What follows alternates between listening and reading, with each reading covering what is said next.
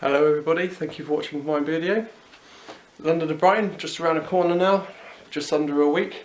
It's a glorious day today, hopefully we'll see some similar weather next week.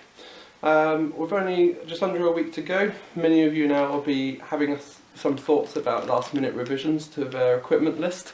So I thought I'd put together this little video, show what kind of equipment I'm taking. You might be able to give me some ideas, telling me I've missed something really obvious.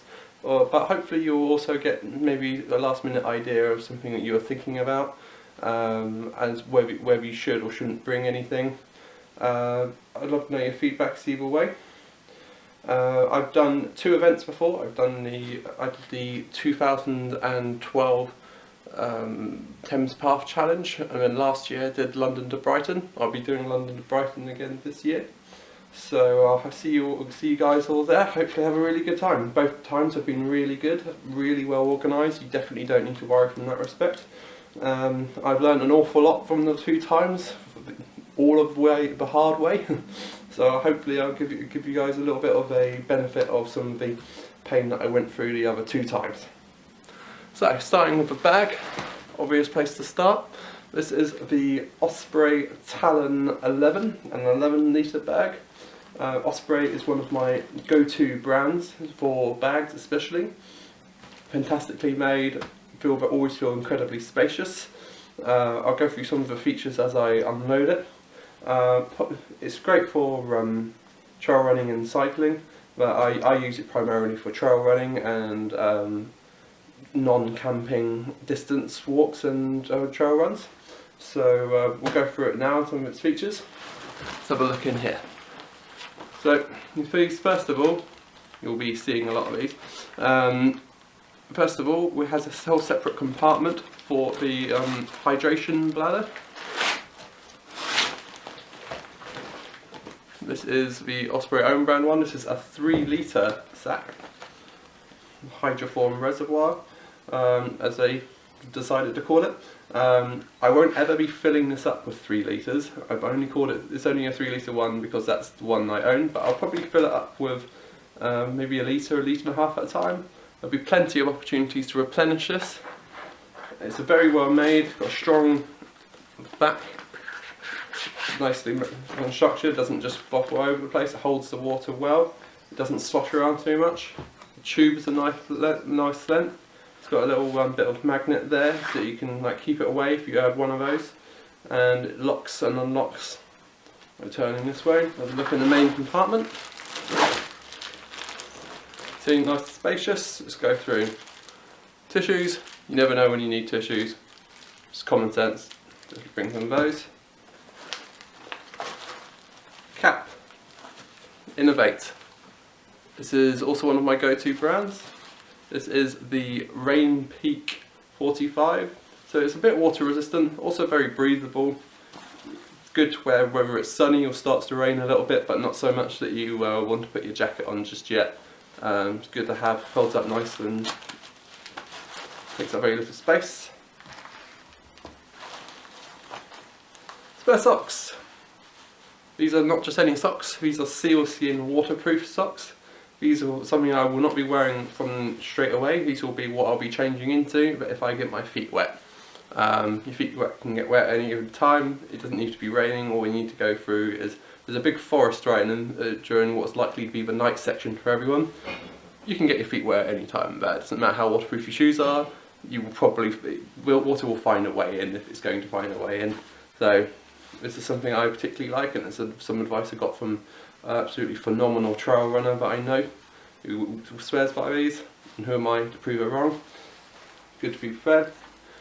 Bit of talcum powder, help dry your feet in the pinch if you're starting to sweat a little bit during one of the stops. Helps dry them out, helps deal with blisters a bit more proactively rather than waiting for the blisters to start. Yeah, just a basic solution there. Medikit. Everyone showed a little bit of Medikit. This is a licensed one, but it doesn't have any of its original components in it anymore. Let's have a look what's in it. Blister stick. Some of you may have looked at Body Glide. Not very expensive, I found Body Glide. There's no reason for me why you have to go with Body Glide. Compeed does just fine. It's like Vaseline, but a much thicker. It means it won't just rub off anywhere near as quickly. This is stuff you apply proactively if you start to get hot spots on your feet or anywhere else. It's going to bother you throughout the walk. Definitely recommend applying that. Some micro-porous tape. Very breathable, very smooth. I will be taping my feet up, my toes primarily, and my heel. You got to do what you got to do to prevent the blisters, and this is so breathable and so smooth. Like, it does a great job. If it means anything to anyone, my first event, the 10-12 challenge, I finished the event with about 19 blisters, and some of them were not small, they were huge blisters. The second event I only had 1 blister for the entire event, and the second time was the only time I taped my feet up. I didn't tape them up the first time. Yep. Blister plasters of all shapes and sizes. You'd be mad not to bring them. Antiseptic tape for some things that you do start to get injured feet throughout it. You know, you don't want them to start getting infected or anything. And lots ibuprofen and paracetamol for me to take throughout the event. I will probably be taking ibuprofen every 4 to 5 hours, just to help with the how the back of your knees will start aching and joints will start getting a bit inflamed. Not necessarily medically endorsed, but I will tend to take at least a little bit during that time. The M&S bag. This is one of my favourite jackets. This is the RAB Vapourize Light Alpine jacket. You hear an awful lot of talk about windstopper and waterproofing and everything. This is a soft shell. It's not 100% windproof. It's not particularly waterproof. It is very wind resistant though, and it is a bit water resistant. However, by not being those things, it still remains very breathable, very comfortable, even in harsh conditions. I'm not foreseeing 70-mile-an-hour winds. Don't know if any of you have read a forecast that don't suggest it's going to happen in mountainous terrain. So I really don't think there's a need for a 100% wind stopper, especially things, no matter what the advertising says, they don't breathe as perfectly as something that isn't like that. They might breathe pretty well for a wind stopper, but they're not perfect. This will breathe nicely. I was out in the Brecon Beacons ridge hike on this, and it was very windy and ferociously windy, and all I really felt was it felt like as if it was a nice cool summer's breeze getting through. So it was actually very nice to wear. It's got a structured ridge cap so you can keep yourself warm. It's got a fleece lined inner, and it compresses down pretty small, and I absolutely love it. It's something you can just throw on, take off. You don't get too hot in it. It's fantastic. Right at the bottom here, I have my compression sack. I have my two waterproof things.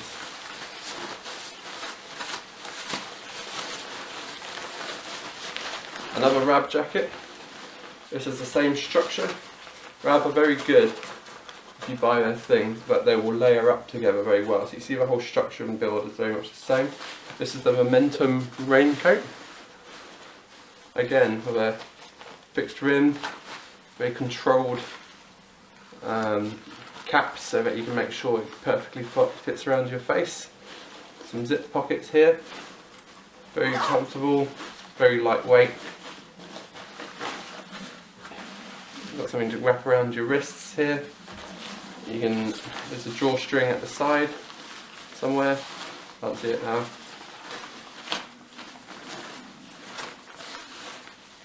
Up here. It's on the inside, but it really seals you in against the weather. This is Event, not Gore-Tex. Some people prefer Event. I love Event, but I don't think I've ever actually owned anything Gore-Tex, so I don't want to make any comparisons myself. But it's certainly a worthy alternative if you were to be considering one or the other. I'm in here. Still got Talon, which means I've not ever worn it, so I can't tell you if it's any good. But I have bought Innovate race pants. This is incredible, incredibly compressible, waterproof trousers, which can be thrown on at a moment's notice. Very, very lightweight. As you can see, look how tight it fits in. I can pretty much fit into my two hands for how much it compresses. So that's why I've got this as an extra measure. It's got these leg bits here, so you can get them around your shoes and throw them on top. You can see that's actually all I'm having in the main compartment. There's plenty of space for other goodies. Now it's just the accessories that I'm bringing. Let's have a look what I'm bringing. Little towel, or micro fleece towel. I think I got this from Tesco. I think so. You never know. It's one of those strange things. You don't think you're going to need a little towel, but you're out and about for a very long time. You never know what you need to. You need to dry your feet out. You need to dry your face out. You need to, wipe dirt off, something like that. It's just good to have. Plus, it costs like £5 or something from Tesco, and it can be chucked away if it gets too mucky and horrible. My head torch. The last time I used a head torch in the London2Brighton, it basically ran out halfway through, and it's had a very, very hard time actually trying to complete that section because I couldn't, because it was only a slightly moonlit night, lots of trees blocking out that natural light, and no one had any spare batteries, so it was a horrible time. So learning from that, I went out and spent way too much money on a Myo RXP Petzl head torch. It's got a battery pack at the back here, and this is phenomenally powerful, and this time I'm looking forward to giving it the night section. Is not the feeling of dread that it was once for me. Here you go, nice and strong, and now even more focused. Should be fine now. Looking forward to that. Don't skimp on your head torch. Make sure you get a decent brand, and for God's sake, bring some extra batteries. And on that note, extra batteries, get decent ones, Duracell or Energizer, not a store-owned brand. You'd be surprised that you might have a head torch on for a very long time. You don't want to be running out of power.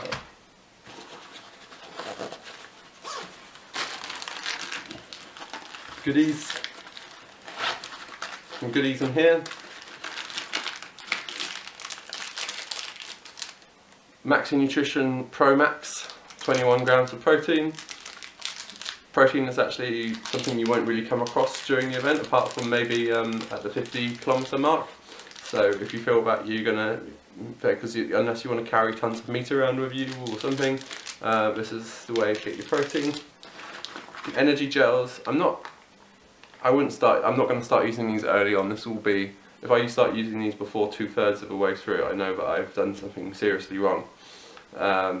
You want to be not boosting up your energy with sugary stuff like this. You want to be keeping it constant and maintaining better carbohydrates throughout. But ultimately, when you need them, you need them, and you definitely would rather have them and not need them than vice versa. Finally, more goodies here. One thing I love about this bag is all its little pockets here and everywhere.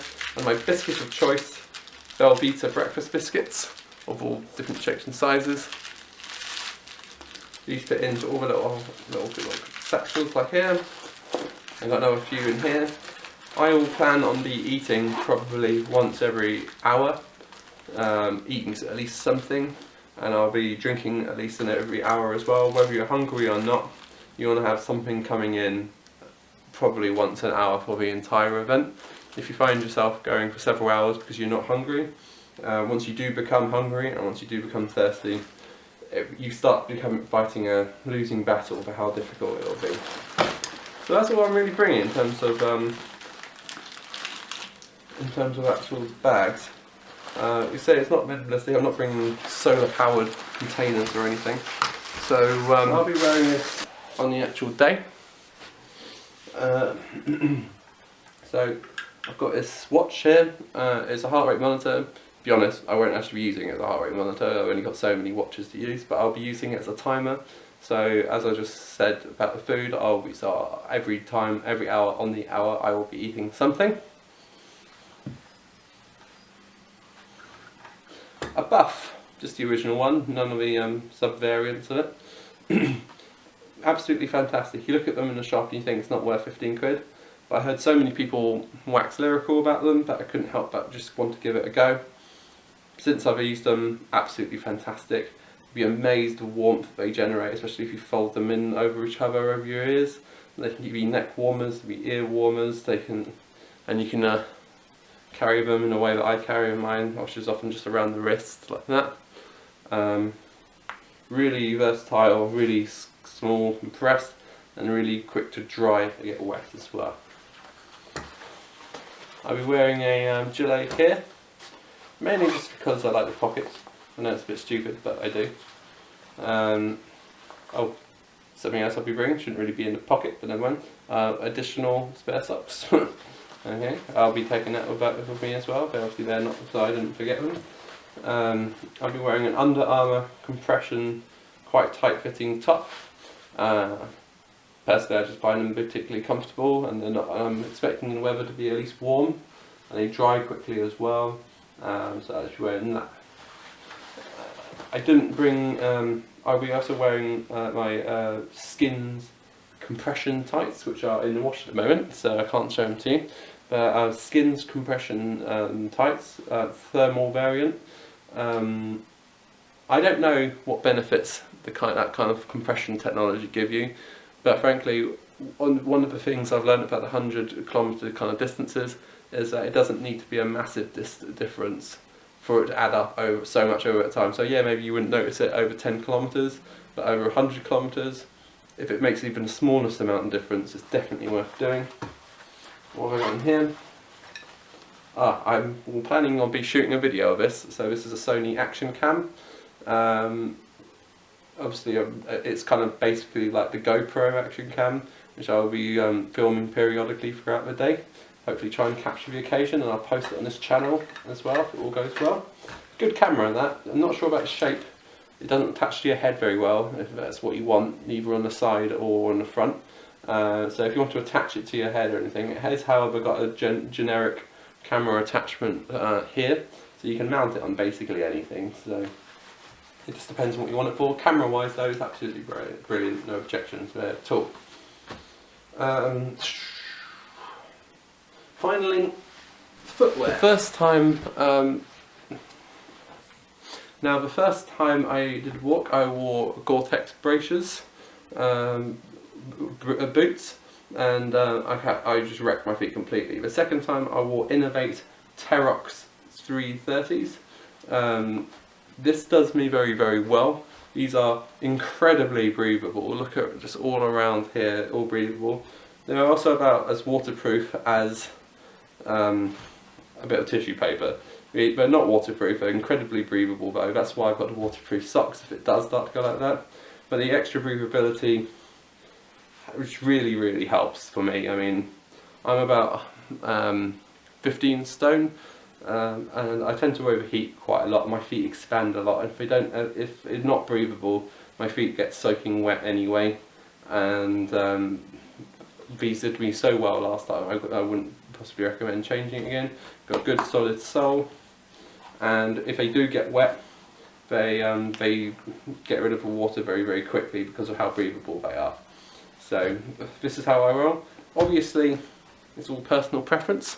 If you've had a great success with Gore-Tex boots or anything of the like, certainly don't change that at this point with only 1 week to go.